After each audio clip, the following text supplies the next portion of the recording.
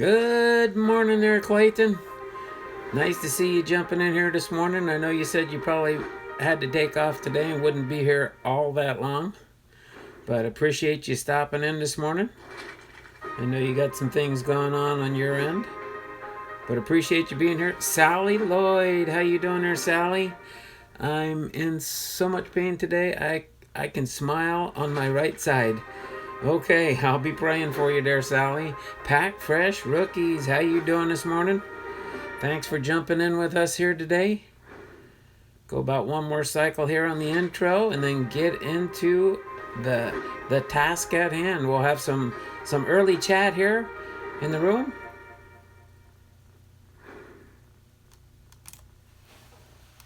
And then we will get to the task at hand. We do have our next video series today in the 1999 inductees into the Hall of Fame.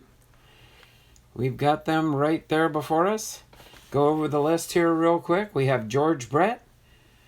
We have Orlando Cepeda. We have Nestor Shylock Jr. We have Nolan Ryan right in the center there. That is his minor league card there for Nolan Ryan. And then we have Frank Seeley, Joseph Williams, and then all the way on the right-hand side over here is Robin Yount. Robin Yount. So those are our Hall of Famers. We'll be recapping all their bios for making it into the Hall of Fame in 1999. We're back in the 1990s now in our Hall of Fame series. Thank you for those that have been following on my journey. If you do want to catch up, you can go through each of my Friday videos. Each Friday, this is what I stream on my channel. And then at the end of this stream, after we highlight these 7 Hall of Fame inductees for 1999, I will be opening up a newer product today. It's not super new. It was definitely released this year. It's a 2019 Bowman Mega Box. 2019 Bowman Mega Box break today. That was sponsored in. I got that yesterday from an eBay purchase. But it's somebody you guys know on the channel. It's through Gourmet, and you'll see a little highlight of information once I clear out our Hall of Fame inductees cards here. You'll see some different changes to my display in the front here. Hopefully everybody is having a great day out there. Sally says, I love that Bowman product. Yeah, here, I'll show you the box real quick so you know what we are opening. It's a Bowman Mega Box that I got from Gourmet on his eBay site. He kind of had to send something else my way and stuff, and it just kind of shows you what the Rookie of the Year looks like, ready for the show, some of the different inserts. You could get some Bowman Chrome in here, of course. But we're going to go ahead and open up this box after we do highlight the Hall of Famers for 1999. On the front here, you have Ronald Acuna Jr., Juan Soto, Shohei Ohtani, Luis Arias, Michael Kopech, and Kyle Tucker. Shown on the front here. 4 10-card packs of 2019 Bowman Baseball, plus 2 exclusive 5-card Chrome packs. So we do have 6 total packs, totaling 50 cards. And we never know, we could pull something nice out of this. Look for exclusive Chrome autographs, and also may contain redemption cards with expiration dates. So, and they do list the stats on the box here for the odds of pulling the different ones when we do get to that. But we do have a few minutes to chat around the channel here. So, Kevin's card collecting. How you doing, Kevin? I watched your video yesterday. That was cool. I do appreciate you sharing that on your channel with me and with the people in our YouTube community. So, we might just start a little bit early today. It's kind of a rainy, dreary day here in this Pacific Northwest. So, I'll be getting on with our show here shortly. But again, we're going to be going through George Brett,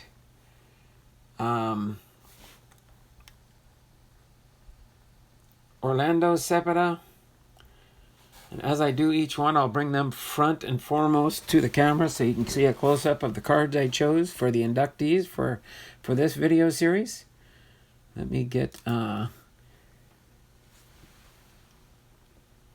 everything else lined up here.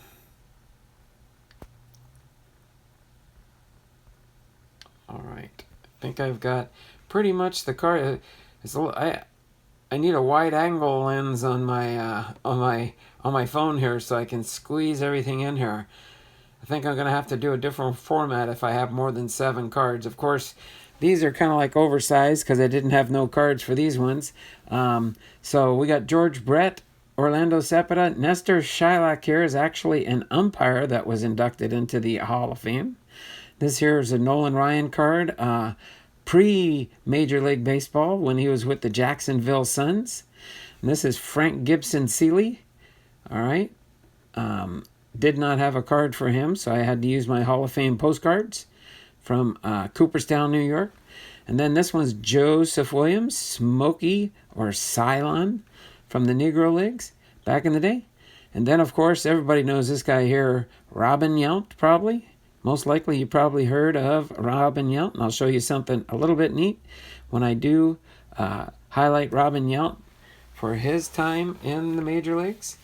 So we'll probably start maybe about 5 minutes early, maybe about 10:25. I'll get started on these Hall of Fame inductees since I do have to go through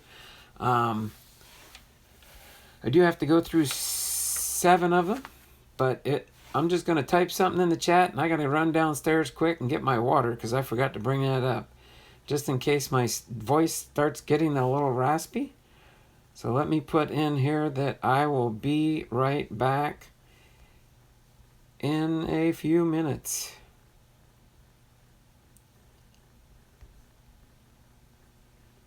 Won't take me up, not minutes. Trying to type it on without moving the camera too much here. I will be right back, okay, guys? In case somebody jumps in the chat, just tell them I'm going to be right back. Gotta run downstairs just real quick.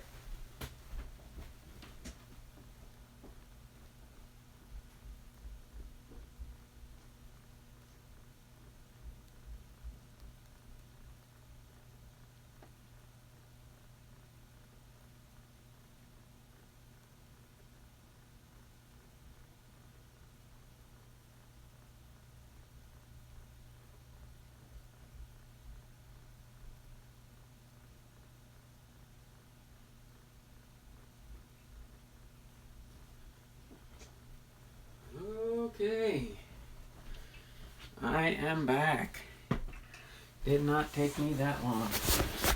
Looks like we're close to 10:24. Hey there, everyone. I'm in a lot of jaw pain. Okay, can't smile properly, but being here makes you feel better. Did you have some dental work done or something there, Sally? Is that why you're in a little bit of pain? Very sorry for what you're dealing with. Glad we can be a part of your therapy. Thanks there, Kevin. Appreciate that. So yeah, I just want to throw out some baseball news here. It doesn't really affect probably most of you guys. If my other Mariners fans were here, they'd know what I'd be talking about. But last night in the Seattle Mariners game, it was a rejoicing kind of day. And then it was a little bit sad. It was Felix Hernandez's last game, most likely as a Mariner. Hasn't made any type of announcement if he's retiring from baseball or anything yet.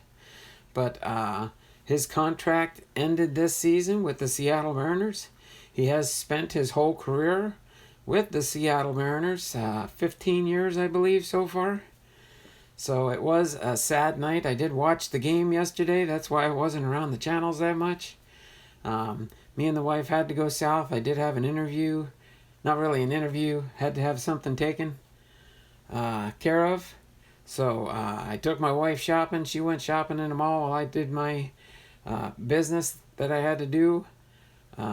And then it was sports related. Just in case you're wondering in the background there, it was sports related. But so pretty much what took place last night was he did have his final game. He did not get the win. We lost. I think it was 3-1 against the Oakland Athletics. But they're contending for a wild card spot. So it's not like the game really means much to us. It would have meant something, especially for. There we go, Sportsline. How you doing? Glad to have you with us. But it was very interesting that Felix did go off the field. The fans did give him a standing ovation. And I thought what was the best part of the whole thing was after the game was over. You know how the teams will celebrate on the field, their win. Well, of course, Oakland did that. But then every one of the Mariners kind of stayed in the dugout just to see what was taking place. Saw the Mariners game. Oh, you did see the Mariners game. Thanks there, Sportsline. Appreciate you. You must be some, or maybe some of the highlights from it and stuff. But yeah, it was very emotional, especially for Seattle Mariners fans. True to the blue, that's for sure. But I did record it last night, so I can take some highlights off, save them on my phone, post them on my Facebook page that I have, my Hall of Fame Veterans Sports Cards Facebook page. But yeah, it was a sad day for Seattle, but we'll see what takes place in Felix's career next, or if he decides to retire. We just haven't heard for sure, unless other people have heard something in the news here recently. But I remember many games that I went to with watching Felix Hernandez. Oops, sorry, let me readjust that back here a little bit. All right, got everything lined up. So, yeah. So we've got 3 more games for the season. All regular season games end up this Sunday. And then I'm pretty sure, I think it's the 4th of October, I believe. You guys can correct me if I'm wrong. I think that's when postseason starts with the playoffs. So Primate's here. How you doing, Primate? Nice to have you jump on board with us today for this Hall of Fame inductee series. So let me get into my intro here and get into what we're about for our business today. For those that are moderators and stuff, if you pay attention, if you happen to see somebody new in the chat that you haven't seen before, if you could just thank them for jumping into the stream with us today. For those that want to be a blessing and be able to help me out as I go through these 7 inductees. Again, I'll highlight the 7 inductees for today since it is almost 10:30. So I'm going to get ready to start here. First on the docket, and pretty much every time that I do these, the only order that they're in is alphabetical by their last name. So we do have George Brett here first. George Brett. Then we have Orlando Cepeda. Then we have Nestor Shilak Jr. You're wondering, who is that? Well, he was an umpire. He was an umpire that has been inducted into the Hall of Fame. And then we have right here, center space, is Nolan Ryan. Nolan Ryan. This is a professional baseball sports card. It's not an original one. It is a remake of the one. This one's from 1992. Everybody knows that Nolan Ryan had played ball for quite a few years. It was quite a ways back before this, but this was when he was with the Jacksonville Suns. It's a classic best reprint. This next one here is, of course, Frank Gibson Seeley. He was with Boston in the National League and Chicago in the National League from 1890 to 1901, 1902 to 1905. And then this is Joseph Williams, Smokey, or sometimes known as Cyclone Williams. And then, of course, lastly, we'll be rounding up today with the Robin Yount, and I'll show you something special when I highlight him.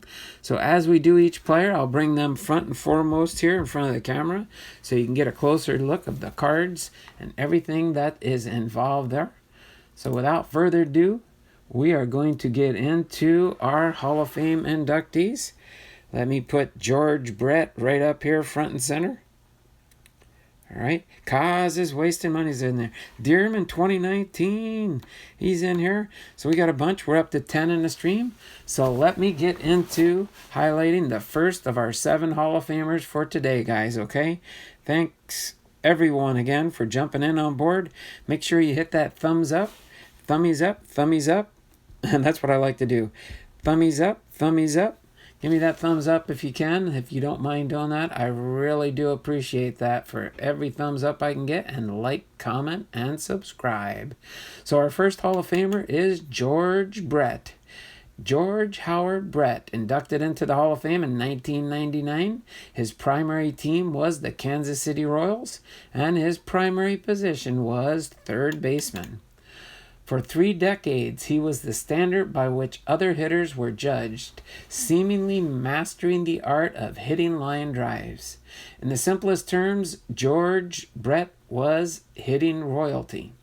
Born May 15, 1953 in Glendale, West Virginia, Brett was the youngest of 4 brothers who all played pro ball, including older brother Ken Brett, who pitched in the majors.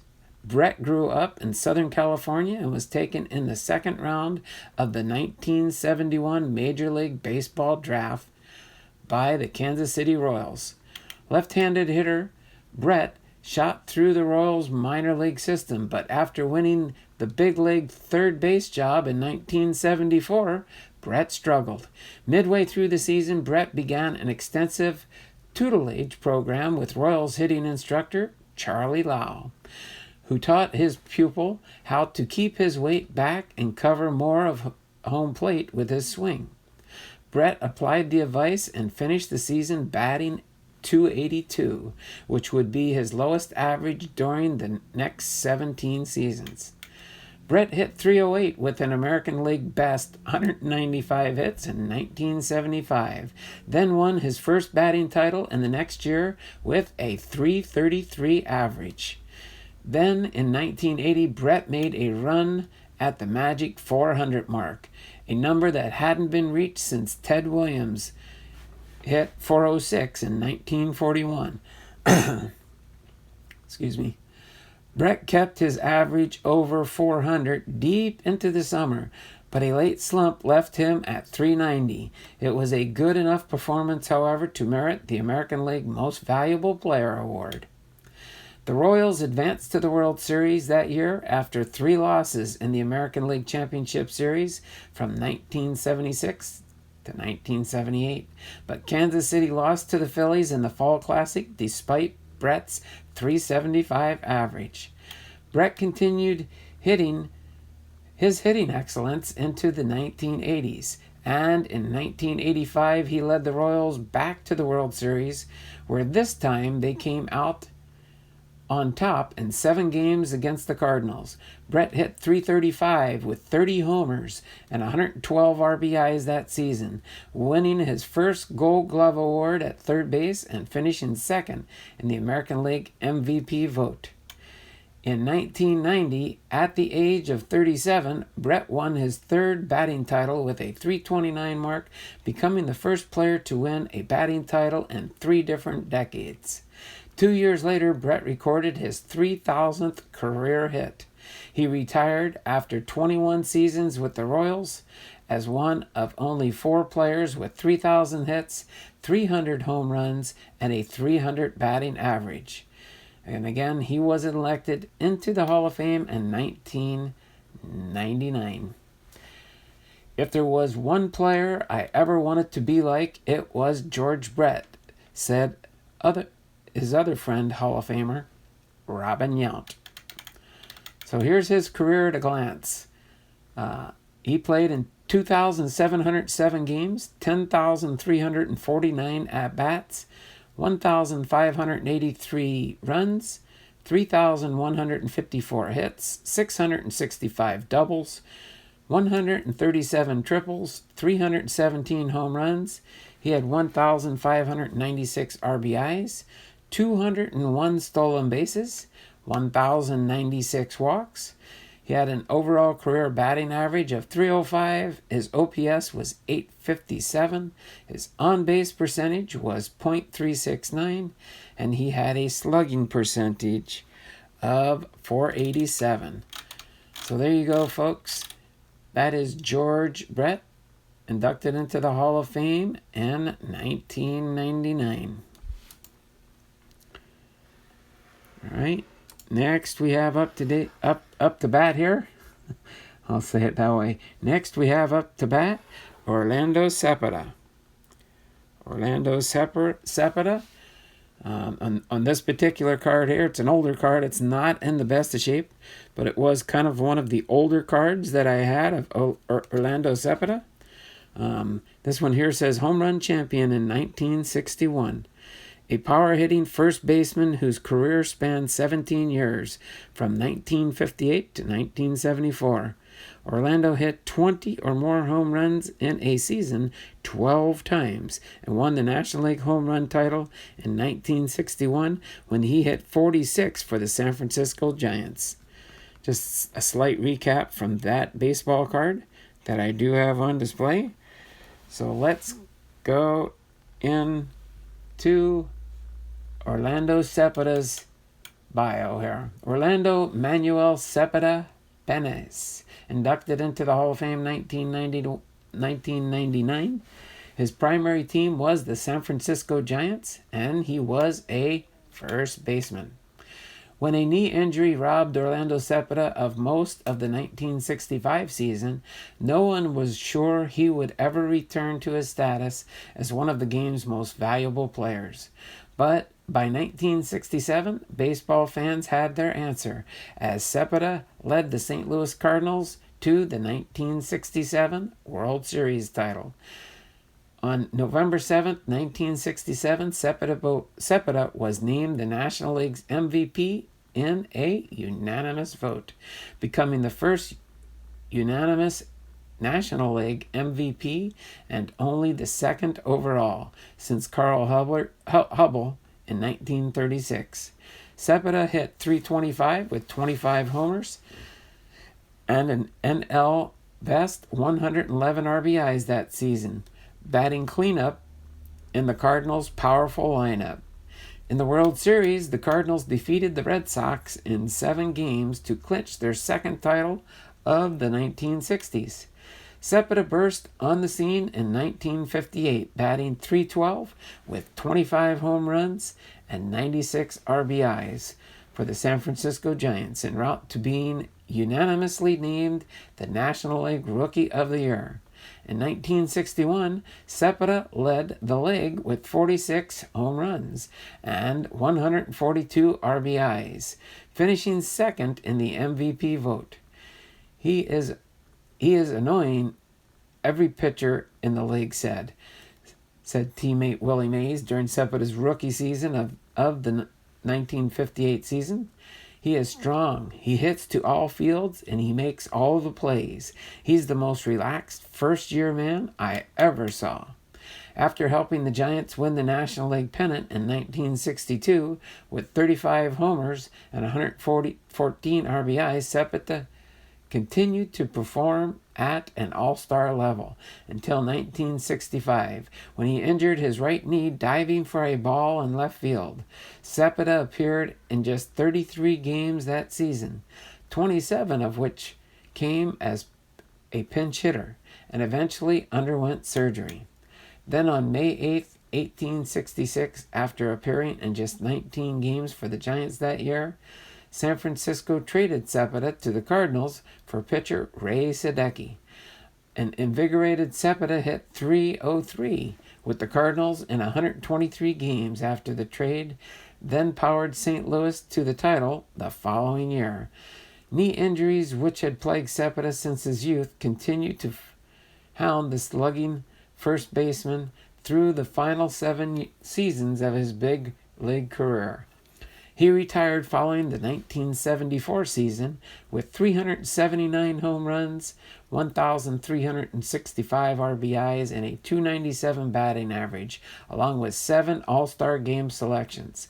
Cepeda was elected to the Hall of Fame in 1980. 1999. So here's his career at a glance.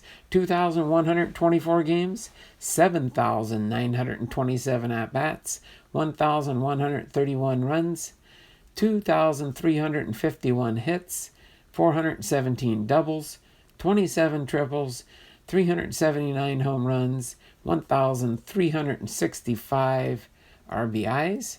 He had 142 stolen bases, 588 walks, a batting average of .297 career, OPS of .849, on-base percentage of .350, and a slugging percentage of .499. So there we go, gang. Orlando Cepeda, our second Hall of Fame inductee for 1999. Next up to bat, we've got Nestor Shylock. Nestor Shylock Jr., inducted into the Hall of Fame in 1999.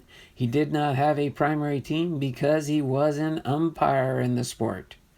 He was one of the few umpires that were inducted into the Hall of Fame, and he was inducted in 1999. Chester Shylock recovered from a World War II accident that nearly rendered him blind to become a model umpire of the post-war era. Shylock, a son of Ukrainian immigrant parents, was serving in the United States Army during the infamous Battle of the Bulge when he was wounded by shrapnel from an exploding shell. He was hospitalized for 8 weeks with bandages over his eyes before recovering with his eyesight intact. He was later awarded both the Silver Star and Purple Heart for his courage in battle. Less than 2 years after the explosion, Shylock began umpiring amateur baseball and eventually moved up to call minor league games. In 1954, Shylock made his major league debut as an American League umpire. Over the next 25 years, Shylock served as an important figure in many of the game's memorable moments, including 6 All-Star games, 3 League Championship Series, and 5 World Series. He was behind the plate for Sandy Koufax's final game in the 1966 World Series and the Toronto Blue Jays' first home game in 1977. I umpired for 25 years and can honestly say I never called one wrong in my heart. Shylock once said, "The way I see it, the umpire must be perfect on the first day of the season and then get better every day throughout that year." On June 4th, 1974, Shylock was the crew chief for the infamous 10-cent beer night promotion in Cleveland that ultimately resulted in forfeit by the Indians and Shylock being hit over the head with a chair. 5 years later, Shylock was the man who informed Chicago White Sox owner Bill Veeck that his team would have to forfeit a game against the Detroit Tigers following Veeck's Disco Demolition Night promotion. In addition to his skill as an arbitrator, Shylock was admired by players, managers, and executives for his quick wit. He was famous for saying, "My initials are NC. No comment." This must be the only job in America that everybody knows how to do it better than the guy who is doing it, Shylock once quipped. The big thing about Nestor is that I respected him not only for his ability, but for his enthusiasm at all times, said White Sox broadcaster Jim Pearsall. While the other umpires might be wishing the game was over, Nestor would be fighting the players and fighting the game. Every day was a challenge for him to be good. Following his retirement in 1978, Shylock became a member of Sports Illustrated Speakers Bureau and gave speeches about lessons he learned from baseball. He passed away from a heart attack in 1982 at the age of 59 and was elected posthumously to the Hall of Fame in 1999. Very few of us reach what Nestor reached. The best at his job, said longtime coach Dick Tracewski, and he was absolutely the best.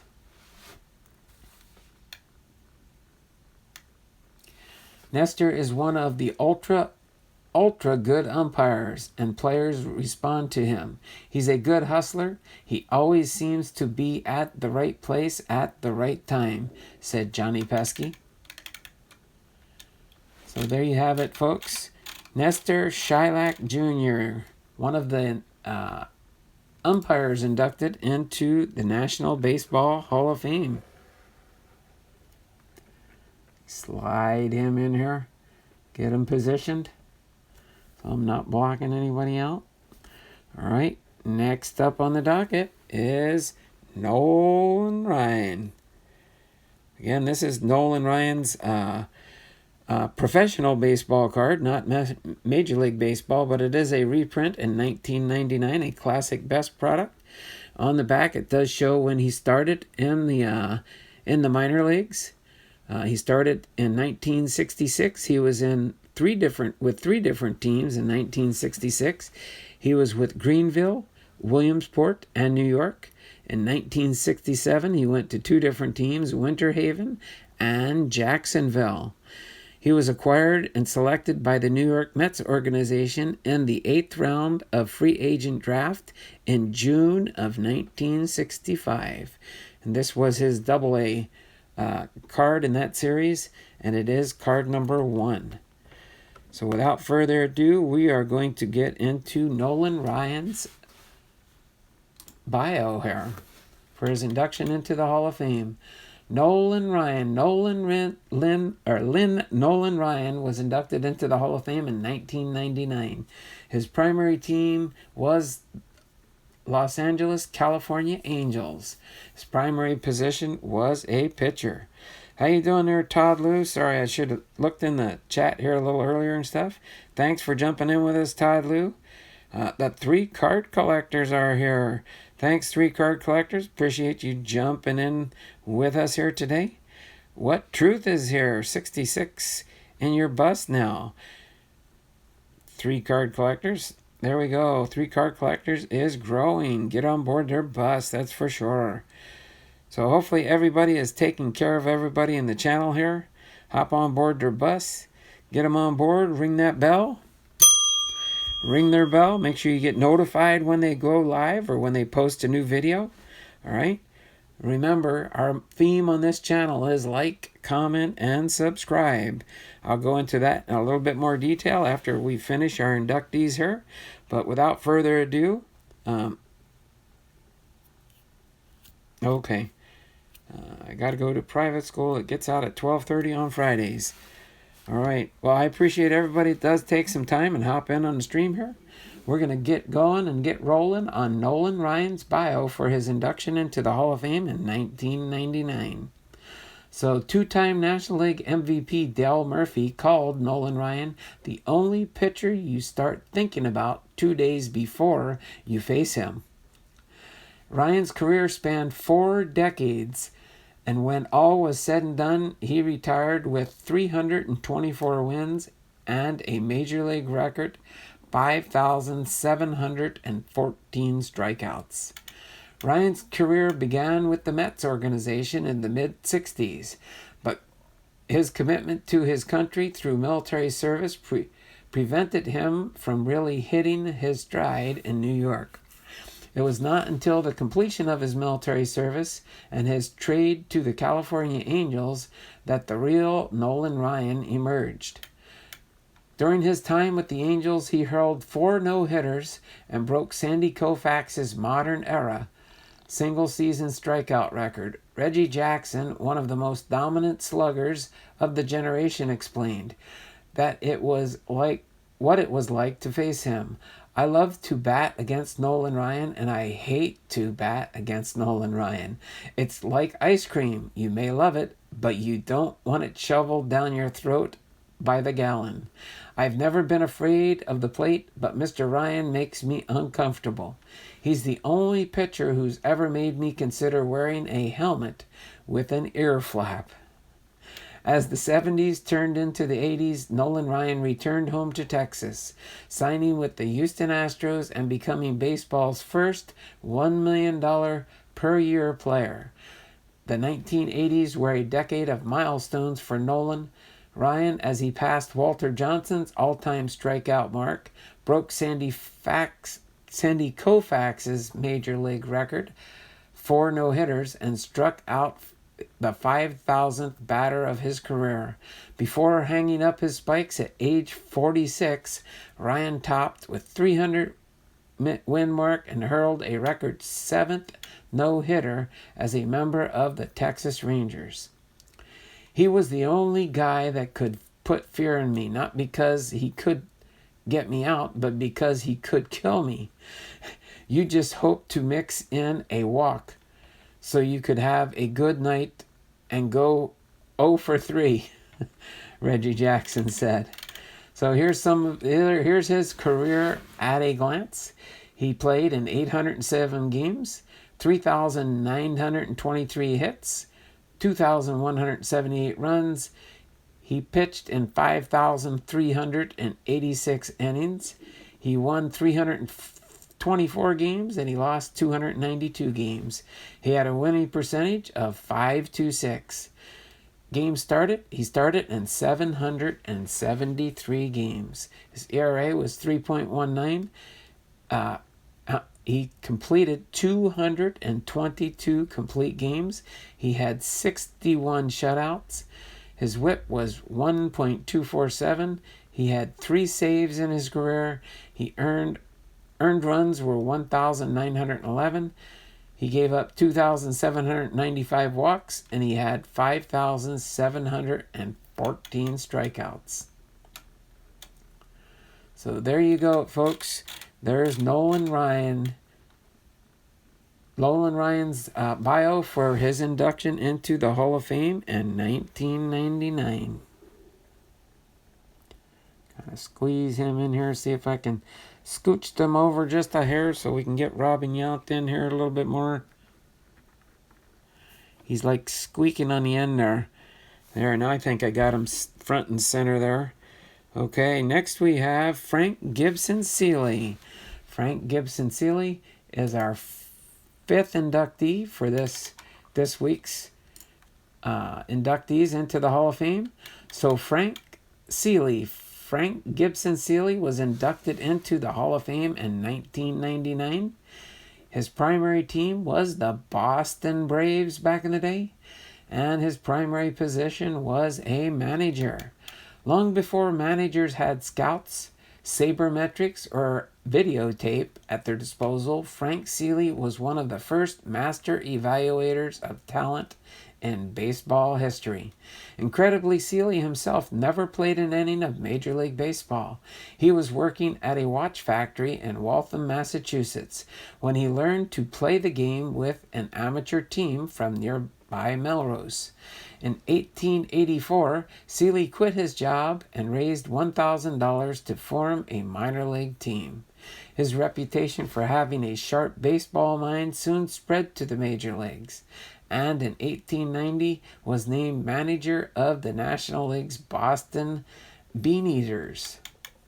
In just his second season at the helm, Seeley and his Beaneaters won 87 games and captured their first 3 consecutive National League pennants. In 1892, Boston became the first National League team to win 100 games.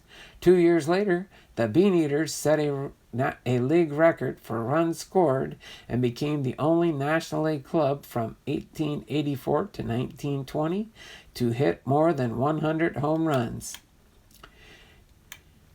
In 9 seasons as Boston's manager, Seeley boasted a .607 winning percentage and captured 5 league pennants. Frank Seeley is yet a young man, but has established for himself a reputation as one of the foremost managers in the profession, wrote New York Clipper. He has a quiet yet decisive way that probably enables him, with better results, than is attained by managers who make a great deal of noise and unnecessary bluster. Contrary to the rough tactics of rival clubs like the Baltimore Orioles, Seeley encouraged his players to play a more civilized style. His team surpassed brawnier opponents by hitting behind runners, employing the bunt, and utilizing the double steal. In fact, that the Bostons have always been noted for their gentlemanly deportment is due, in great measure, to the example set by Seeley, reads a banquet program from the era, who will not countenance anything that savors of rowdyism or dirty ball. The standing of the club during his incumbency is a tribute to his skill as a manager and his credit as a man. Though it was said that Seeley could tell a ball player in his street clothes, it was his ability to see where that talent could be utilized on the diamond that made him a top-rate skipper. In Boston, Seeley converted minor league outfielder Jimmy Collins into a Hall of Fame third baseman. Then he took a struggling left-handed catcher named Fred Tenney and modeled him into an elite first baseman who perfected the 3-6-3 double play. Historian David Nemec described Seeley as having a flair for bending players acquired from here, there, and everywhere. He was a master at putting together a team better than the sum of its parts. In 1902, Seeley was released by Boston and invited to the Windy City to manage the Chicago Cubs in short time. Seeley laid the foundation for the Cubs, who had experienced a down stretch in the National League, to become a powerhouse. In the winter of 1903, Seeley traded 2 players to the Cardinals for rookie pitcher and future Hall of Famer Mordecai Three-Finger Brown. Meanwhile, Seeley was also busy assembling one of the greatest infields in baseball history. He acquired minor league baseman Joe Tinker and moved him to shortstop, picked up 20-year-old second baseman Johnny Evers from the New York State League, and moved catcher Frank Chance to first base. Soon, these 3 players would be forever linked as the famous double play combination of Tinker to Evers to Chance. Those players would go on to win 4 of 5 pennants and 2 World Series championships from 1906 to 1910. But the Cubs' grandest architect would be forced to watch their success from a hospital bed. Citing poor health, Seeley retired from baseball after the 1905 season and surrendered the team to chance. Later, he died in 1909 from tuberculosis at the age of 49. Seeley retired with a winning percentage of .598 over 16 seasons as a manager, the 4th highest percentage in history. As a testament to his eye for talent, Seeley managed 6 Hall of Fame players in Boston and another 4 in Chicago. In 1999, Seeley joined his former stars when he was enshrined to the Hall of Fame. "There is no question about it," said Chicago Cubs infielder Bill Everett. "Frank Seeley was one of the brightest men baseball has ever saw. He had a flair for blending players acquired from here, there, and everywhere, and he was a master at putting together a team better than the sum of its parts." That was said by David Nemec, 19th century baseball historian. So, of course, just a real quick recap for his career at a glance. He played in 2,180 games back in the day, 1,284 wins, 862 losses, with a .598 winning percentage. All right, so there we have Hall of Famer number 5, Frank Seeley, inducted into the Hall of Fame in 1999. Next up to bat is Joseph Williams. Joseph Williams is next here. Let me squeeze Frank in here and get Joseph Williams up to bat next here. Joseph Williams.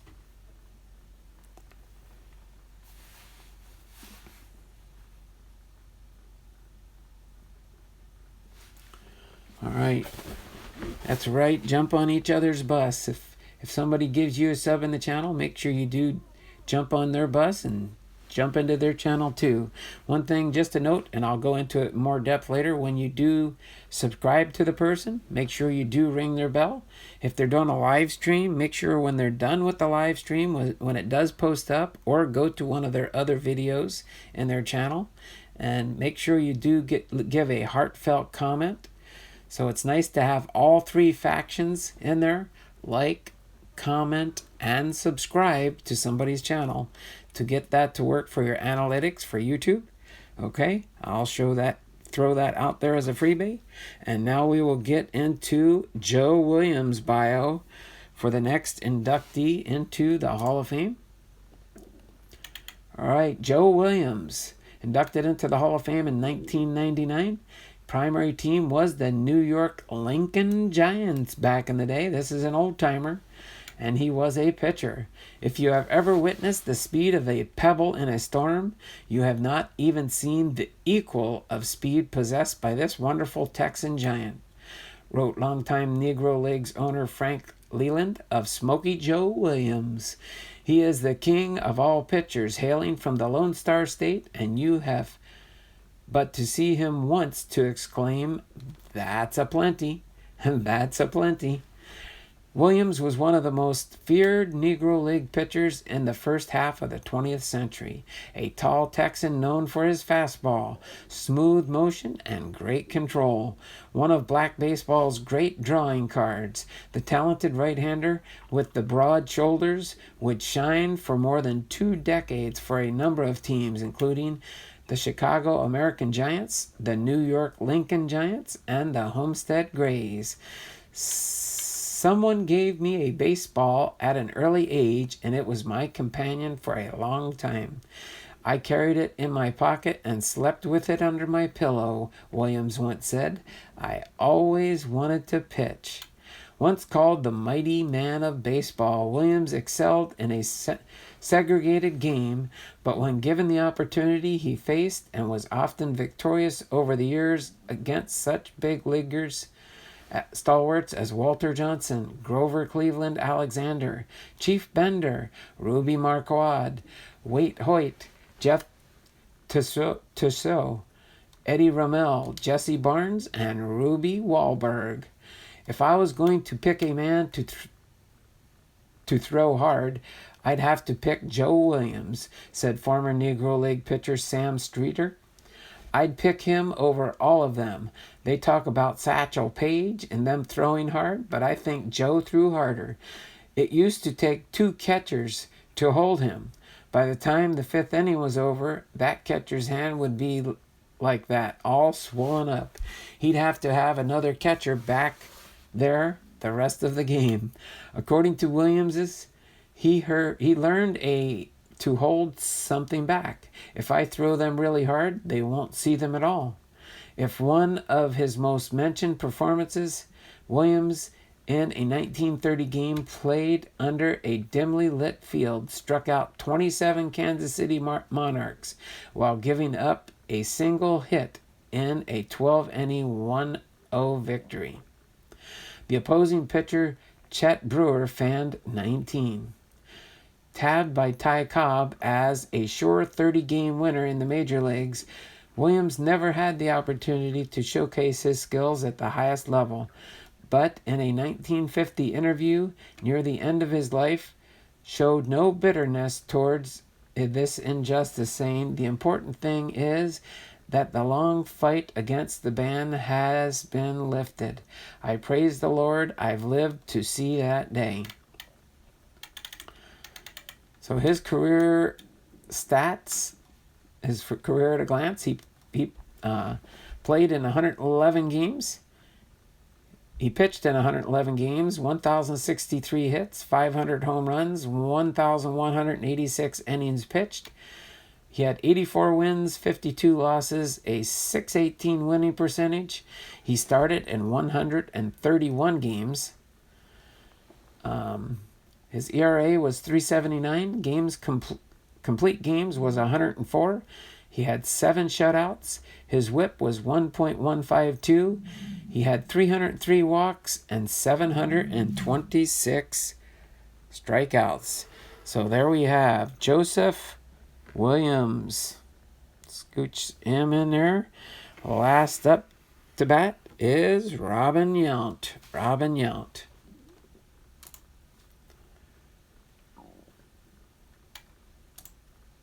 So our last and 7th inductee for 1999 is Robin Yount. I want to show something pretty neat here. This is an original 1984 Topps card, okay, from 1984. And then if I do flip this over, I'm going to show you something else. There are 2 cards in this top loader. If I turn this one over, here we have a different Robin Yount, but it is Robin Yount nonetheless, with the 35th anniversary for 2019 Topps. This is the 35th anniversary this year for Topps 1984. So I just wanted to take these out and just show these to you real quick. And then I'll put them back in the top loader before I go over his bio. So there we go. 2 of the 1984 Topps. Just thought this was pretty cool, and I found that I did have both of these. It's not the same identical card, but it is Robin Yount they put in here. Looks like a younger one and an older one in the newer set. And this just kind of shows you, if this was the Topps back in the day and stuff, it would almost look like this is a Tiffany, but this is the Topps reprints now, so it is not a Tiffany card. But that is a comparison to what Tiffany's did look back in the day. There would be this dollar one, and a Tiffany would look similar to this card here, the newer Topps. Okay, this is from the Topps insert set, a short print on these. There are 100 cards in this set in 2019 Topps. I do have a complete set of these inserts, so I just wanted to share that with you. I'll put these back in the top loader for now here. And just have the older 1984 Topps on display here as we go over his. Dun, dun, dun. Can't we just forget about guys? Dun, dun, dun, dun.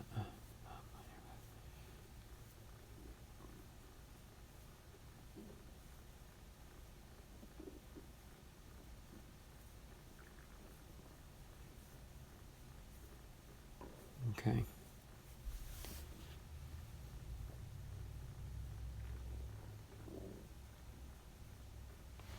Okay. All right, let's go into this last one here, and then I'll try and catch up on the chat here. Okay. So Robin Yount is our 7th and final Hall of Fame inductee for today's Hall of Fame inductee video series. So Robin Yount, Robin R. Yount, inducted into the Hall of Fame in 1999. Primary team, Milwaukee Brewers. Primary position, shortstop. Okay, so Robin Yount left everything on the field during his 20-year big league career with the Milwaukee Brewers. In fact, Yount left it all over the field, winning the American League Most Valuable Player award at 2 positions and establishing himself as one of the most versatile players in history. Defined by the Brewers with the 3rd overall pick in the 1973 draft, 1 selection ahead of the Padres' Dave Winfield, Robin Yount made his debut for Milwaukee at the age of 18 in 1974 and quickly became the Brewers' starting shortstop, with most of 2 full seasons as a regular before he turned 20. Yount broke Mel Ott's long-standing record for most MLB games played as a teenager with 243. By 1980, Yount had established himself as a power-hitting shortstop, blasting an American League leading 49 doubles with 10 triples and 23 home runs. It started a streak of 11 of 12 seasons, posting double-digit home run totals from 1980 to 1991. He also collected more hits, 1,731, than any other player in the 1980s. In 1982, Yount led the American League with 210 hits, 46 doubles for a league-leading .578 slugging percentage, won a Gold Glove Award at shortstop, and also led the Brewers to their first pennant. Milwaukee lost the 1982 World Series in 7 games to the St. Louis Cardinals, but Yount hit a blistering .414 with a home run, 6 runs scored, and 6 RBIs. Yount was a near unanimous pick for American League MVP in 1982. Before Yount in 1982, only 3 American League shortstops had won the MVP award. Lou Bordeaux in 1948, Phil Rizzuto in 1950, and Zolio Versals in 1965. It's quite an honor, Yount said. It's the type of award you can't win without help from everybody else on the team. When I'm 50 years old, sitting around with my kids, I'm going to have a pile of cash over here and 1982 over there. What do you think I'll want to talk about? I don't get goosebumps when I open my pay envelope, but look at me when I started talking about it in 1982. Injuries short-circuited Yount's career at shortstop and forced him to move to the outfield in 1985. He proved a quick study, and in 1989, Yount won his second MVP award, at that time only the 3rd player to win MVPs at 2 different positions. That season, Yount hit .318 with 221 home runs and 103 RBIs. A durable Yount averaged better than 142 games per season over 20 years, and his career totals continue to mount into his 30s. In the 7th inning of the Brewers' September 9th, 1992 game against the Indians, Yount singled for his 3,000th hit, becoming the 17th player and 3rd youngest to achieve that mark. He still holds the Brewers franchise records for games, at-bats, runs, hits, doubles, triples, home runs, RBIs, total bases, and walks. Yount was elected to the Hall of Fame in 1999 in his first year of eligibility. He could do everything. He never stopped hustling. He was a ball player.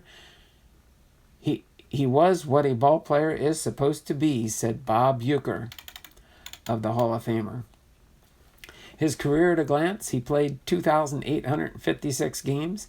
He had 11,008 at-bats, 1,632 runs, 3,142 hits, 583 doubles, 126 triples, 251 home runs, 1,406 RBIs, 271 stolen bases. He walked 966 times. He had a batting average of .285. His OPS was .772. His on-base percentage was .342, and he had a slugging percentage of .430.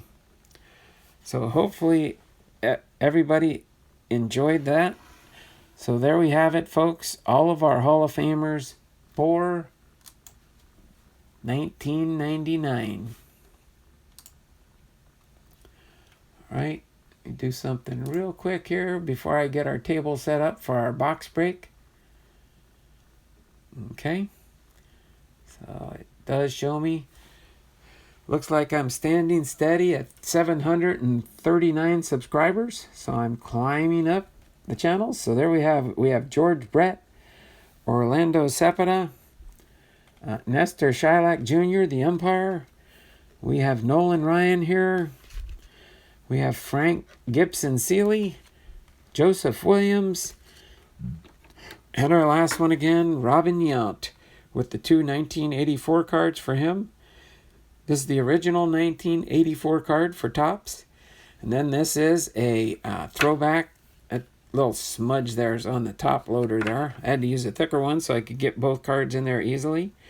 This is the 35th anniversary Topps 2019 insert card for that series for this year. So that is our Hall of Famers for our 1999 Hall of Fame inductee series.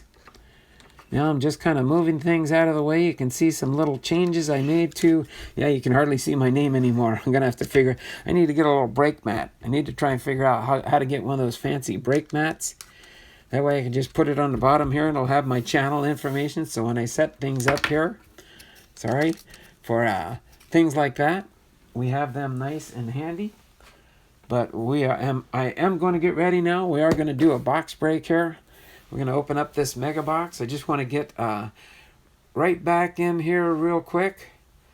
All right, so KB cards, Hats McGee, the obsessed Astros fan. I'm a mod too, Sally. Okay. So yeah, let's see. Kevin, I apologize. Hats McGee. Did I miss something in the chat there? If all right, KB cards, Hats, you're fine. No need to apologize. Okay, I probably missed some things in the chat there, but I see we do have 11 people on board. Just trying to change the subject in here. Okay. I thought I saw part of it earlier. Was it Major League Hats and Hats McGee? Were they having some disagreements again?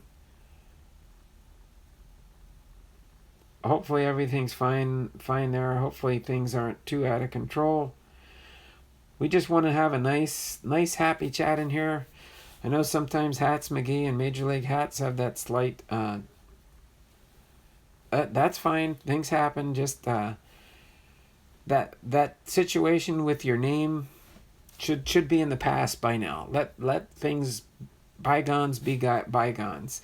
You have two totally different names. One's Hats McGee, the obsessed Astros fan, and Major League Hats. There's no big deal for me with that one. I don't see any problem whatsoever with it. So, how do you cut out cards from the boxes? Oh, you're talking about this one here. Yeah, by the way, this here is not your typical George Brett card. I would tell you that from this top set back in the day. This was from Topps 1988. And you can see on the back here, that is not your typical number. That is a letter C. These are from the bottoms of the boxes. So they didn't have them here from Upper Deck. I'm just using this as an example. So on the bottom of a box, they would have these here, and they would have 4 different cards. This one's C. It was probably A, B, C, and D when Topps did their set. And all it takes is just a steady hand, pretty much. I didn't do a perfect cut here. But here, let me pull this one out here. I'll kind of show you. It's not perfect by no means. I wouldn't send it in to get graded, that's for sure. I definitely would not send it in to get graded. Because you can see if I do it real close on the top here, you can see where I did nick it on the edge there. That's where the separation went and the cut. So it's not a perfect cut, but I get it as good and steady. I just take my time and cut the cards out of the box. So again, it's just some of the older box and Topps that they did do this on the product. You'll see on the bottom here, if you see the edge, you can see I do have a little bit of the yellow edging there. So it is not perfect, but it is tough to get them nicely cut out, but you can do it. So yes, this George Brett would be a short print. That is for sure. They only did the limited editions. There was and there were usually 4 different sets that they did on the bottoms of the boxes. So it was one out of 4 boxes. I'm putting this back in because I am doing something special with all the cards I highlight in my videos for my Hall of Fame inductees. So yeah, that's what was different about that. I'm glad somebody brought that question up. I forgot to mention that.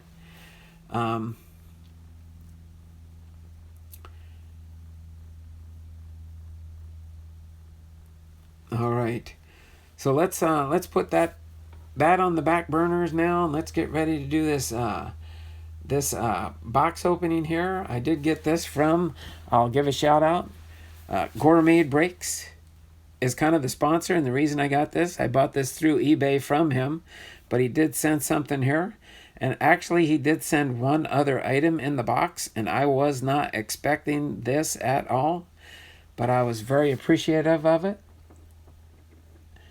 He sent me this 2019 Ken Griffey Jr. National Baseball Card Day card.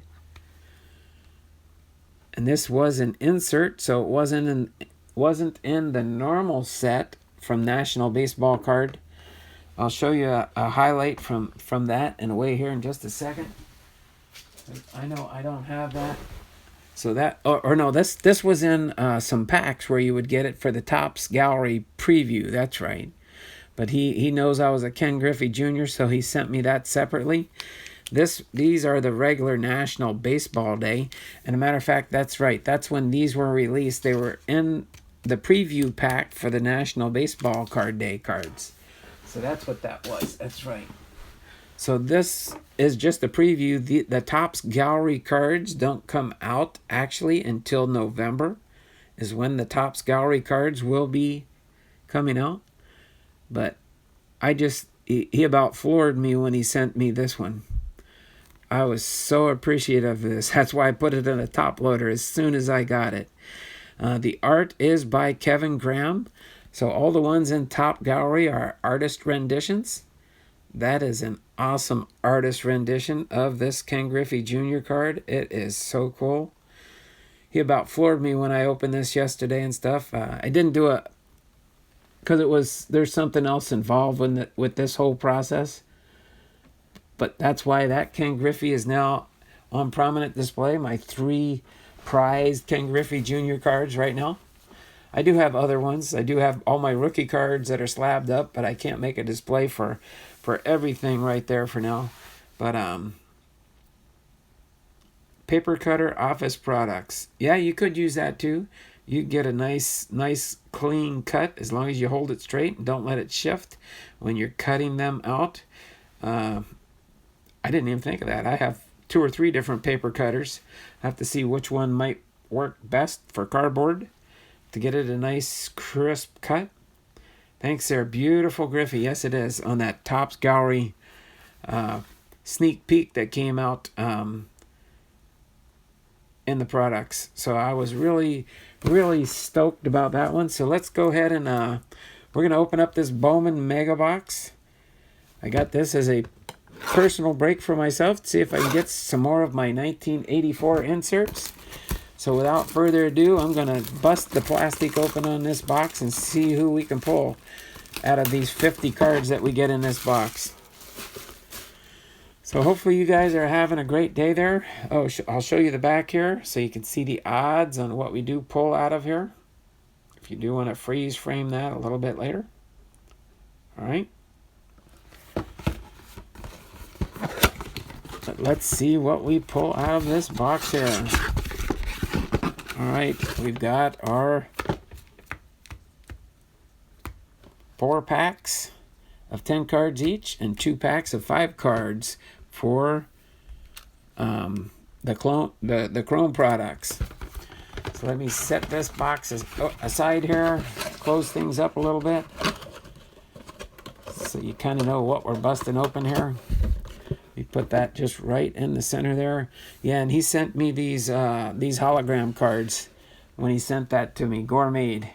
So again, this break is made possible by Gourmet Breaks. All right, I bought this from his eBay site that he has. I support my channels that support me and help me out. So you got these Bowman Chrome products. All right. No.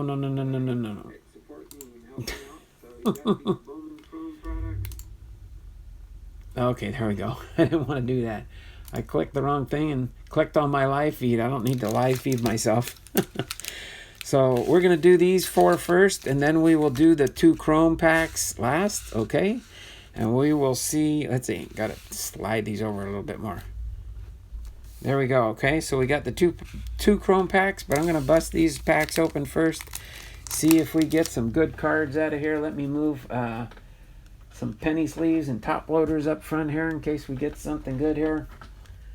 I always like to have products ready and on standby. Sorry for taking that out of the camera there. I was holding it in my other hand as I was reaching over.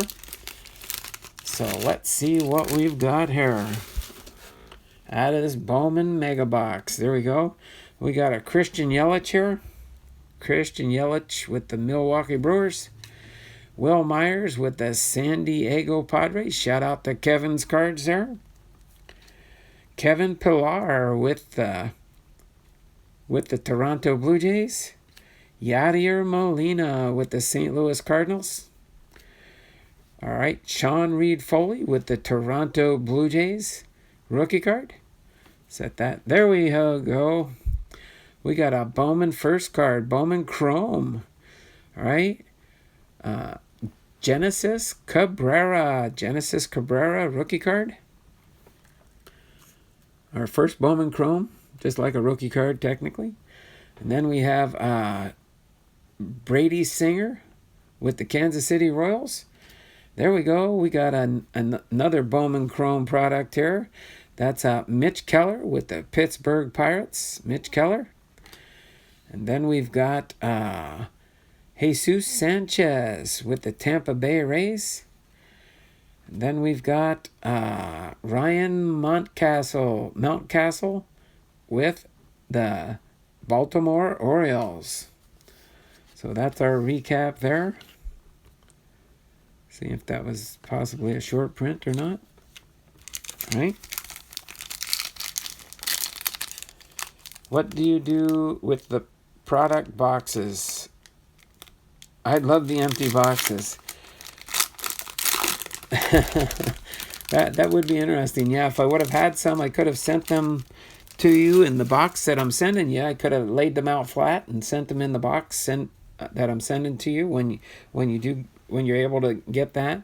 But I've got that already packaged up and good to go. All right, but Brandon Lowe with the Tampa Bay Rays rookie card. Oh, here we go. We're getting a couple rookies out of this pack so far. Dakota Hudson rookie card for the St. Louis Cardinals. Uh-oh. Bing, bing, bing. Rookie again. 3 in a row. Danny Jansen with the Toronto Blue Jays. This is like a rookie pack here. Kyle Wright rookie card for the Atlanta Braves. I didn't think it would keep going. That was pretty cool, though. 4 rookie cards in a row there. Mikal Givens with the Baltimore Orioles. There we go. Logan Allen Bowman Chrome card for the San Diego Padres. Here we go. Ethan Hankins with the Cleveland Indians. There we go. Tristan McKenzie Bowman Chrome with the Cleveland Indians. All right. Ryan Weathers with the San Diego Padres. And Jonathan Hernandez for the Texas Rangers. First Bowman. Set that up here with the first Bowman cards. Pack number 3. Ripping through the packs.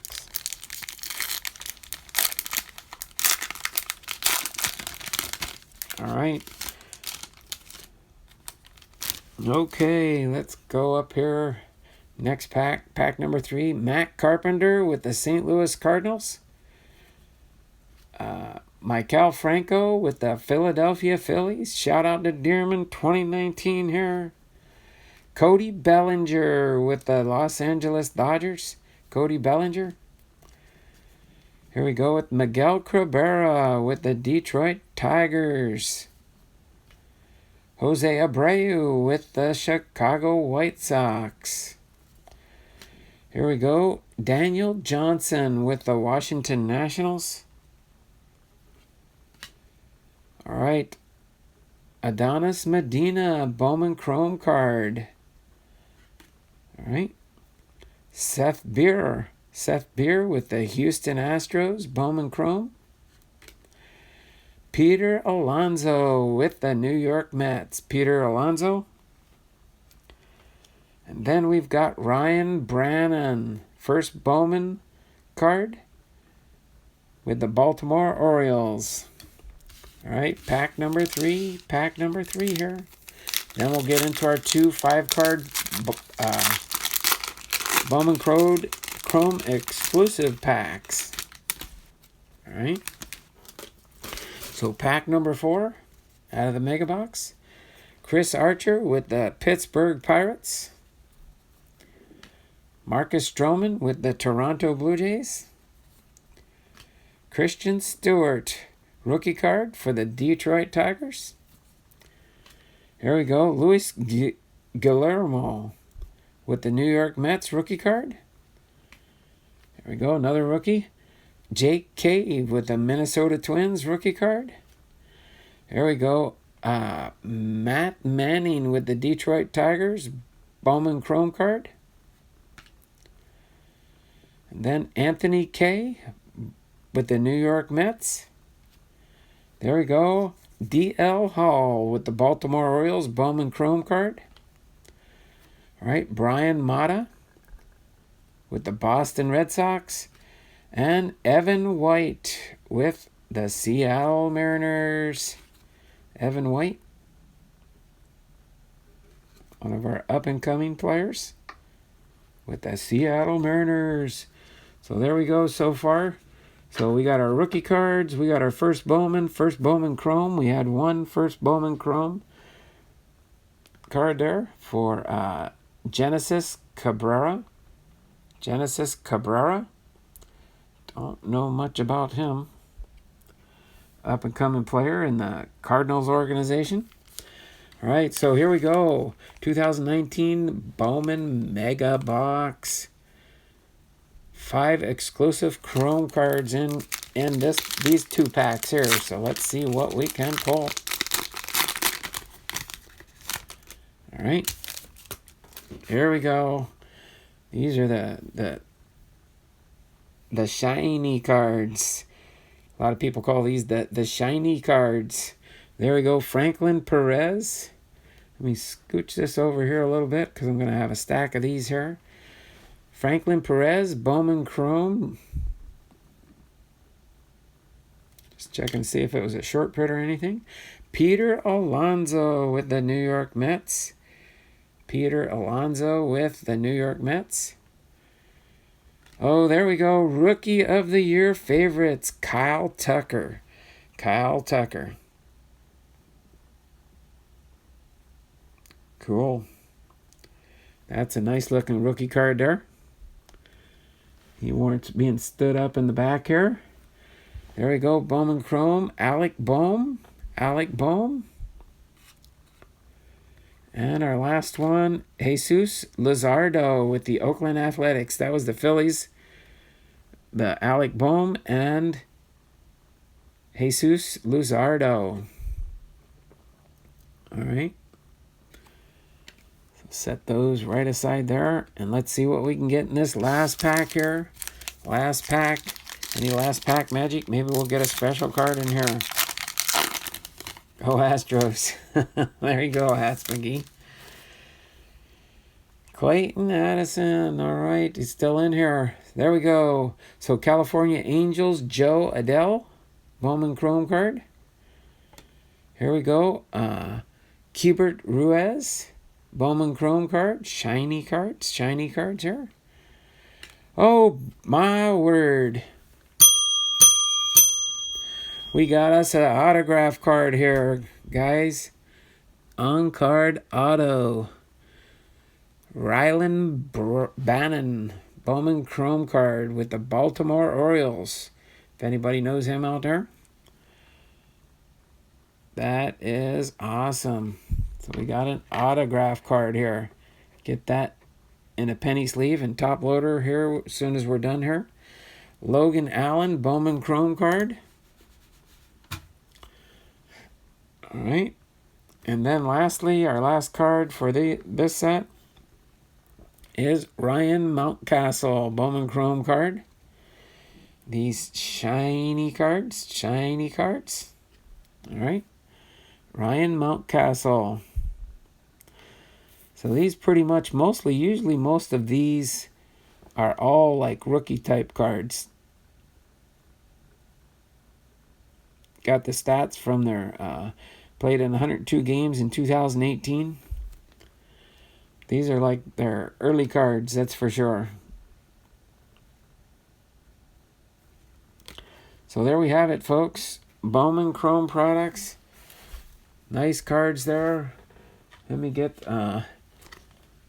this one here penny sleeved up for now. Some of these cards that I don't PC personally will probably be coming to a auction near you pretty soon in the not so near future. Just throw that out there real quick. Yes, Brewers cards forever. I like shiny cards. Exactly. There we go. So yeah, so next on the agenda for tomorrow will be our auction. Okay, let me put these up here and just highlight these real quick here. You most likely will probably see these in an auction coming to you soon. All right. So I want to apologize again for my very embarrassed, but I had to remove him for being childish. Okay. All right, I'll go review the chat afterwards and see what was going on there. I'll do that a little bit later today when I do have some time to go through and review everything. But I hope you guys enjoyed the Ken PC's in here. Make sure you get on board Ken PC's bus. I'm on board his bus. I've been doing a lot of channel viewing lately, catching up on all my channels that I subscribed to and just hit the subscribe button and didn't do anything to. I'm going back to all my channels I subscribed to and reviewing their channel content. In case you want to know why I haven't been lurking about on people's channels for their live feeds.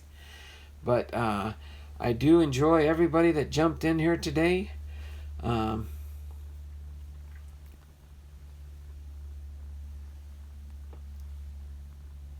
Okay. All right. Let's put that on the back burner now. Everything that's happened has happened. Let's just keep this a friendly chatting channel. If you do have problems with other people, do that in your own on your own channels. Take care of that business there. Oops, sorry. Sorry,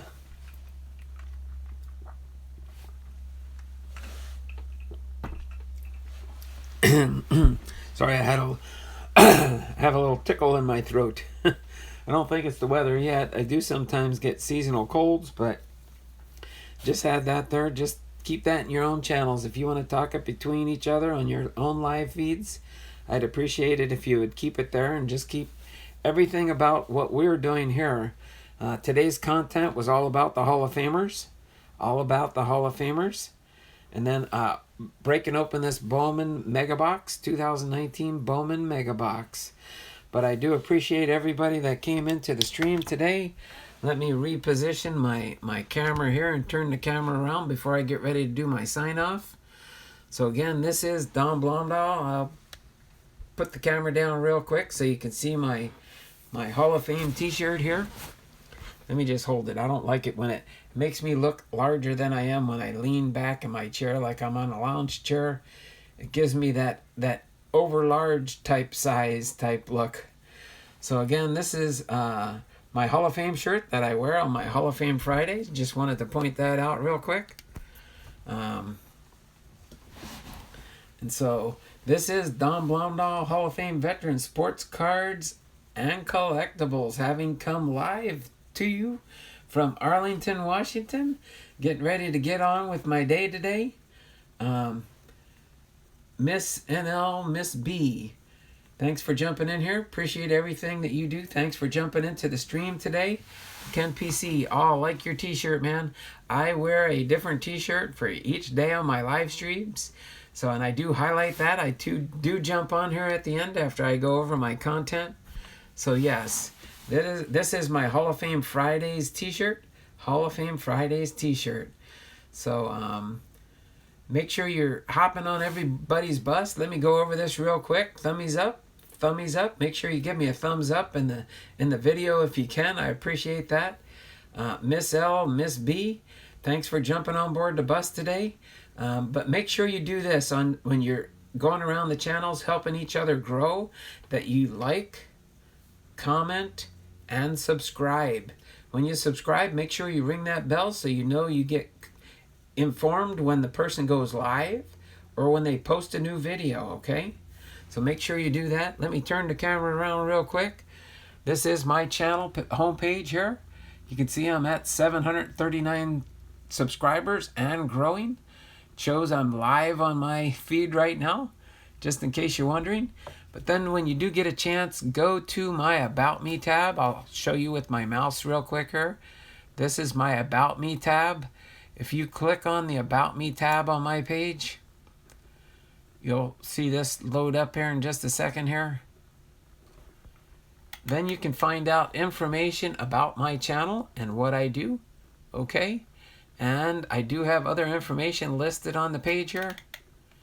You can go down here and you can see also where I do have, in case you want to send me any fan mail packages for family mail call. That's my address you can send to. This is my email address if you do want to email me, ask me any questions about the channel or what I do. And I do have a link down here for, you can go into my my eBay page, Hall of Fame Veteran Sports Cards eBay page, and my Hall of Fame Veteran Sports Cards Patreon page. Okay? If you can just show a little bit of love and support there, I appreciate that. But I am trying to grow my channel. This is what I am doing in retirement now. And this is my motto, and I put this up here for a reminder each and every day for me to make sure you like, comment, and subscribe. Okay? Dearman's back with us again. Thanks for jumping back in, Dearman.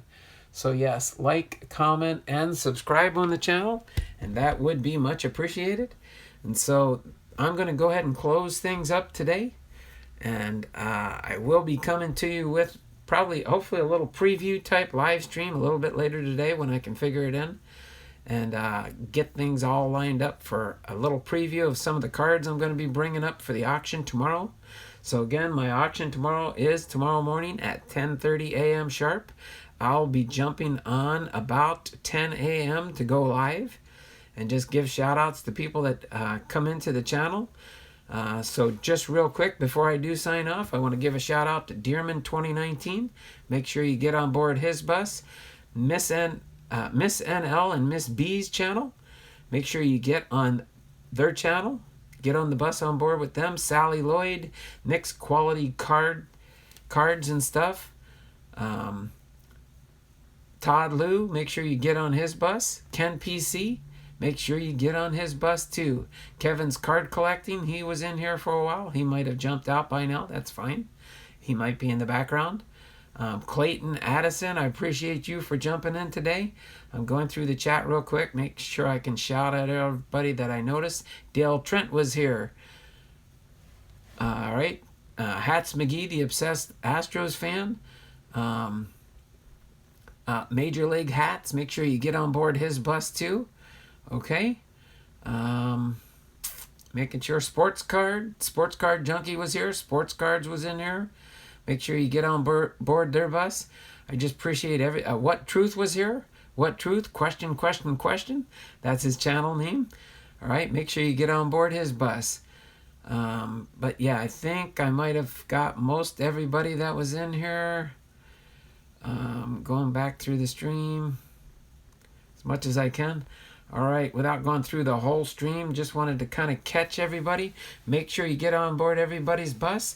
And this is Don Blomdahl, Hall of Fame Veteran Sports Cards and Collectibles, having come live from Arlington, Washington. And thumbs up for the video before you do sign off. Appreciate that thumbs up. Give me a thumbs up on the video, and we will see you tomorrow morning for sure. Maybe later today with a preview for our auction for tomorrow. Okay? So we will see you guys tomorrow, same bat time, same bat channel at 10:30 a.m. for the start of my Saturday auction, okay? Have a great day, guys, and make sure you get on board everybody's bus in the stream. Take care, guys, and have a wonderful, wonderful day, okay? Take care now. Bye now.